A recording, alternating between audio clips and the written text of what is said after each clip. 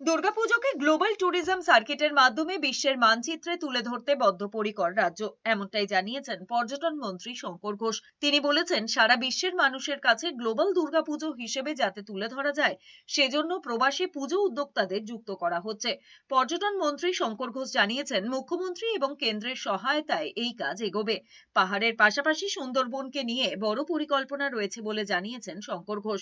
সুন্দরবনের ইকোসিস্টেমের সঙ্গে সামঞ্জস্য রেখে ট্যুরিজমের ডেভেলপমেন্ট করা হবে। রাজ্যের পর্যটন শিল্পকে আরো গতিশীল ও পর্যটক বান্ধব করে তুলতে গুরুত্বপূর্ণ বৈঠক করেছেন পর্যটন মন্ত্রী শঙ্কর ঘোষ এবং পর্যটন প্রতিমন্ত্রী পূর্ণিমা চক্রবর্তী।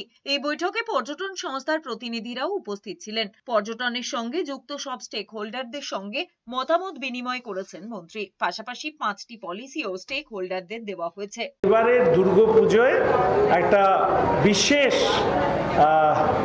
বিশেষ চমক রাখবার গ্লোবাল ট্যুরিজম সার্কিটে দুর্গাপুজোকে কিভাবে আমরা বিশ্বের প্রতিটি প্রান্তে পৌঁছে দিয়ে বেঙ্গল ট্যুরিজমকে কিভাবে বুস্ট আপ করা যায়, বেঙ্গলকে কিভাবে শোকেস করা যায়,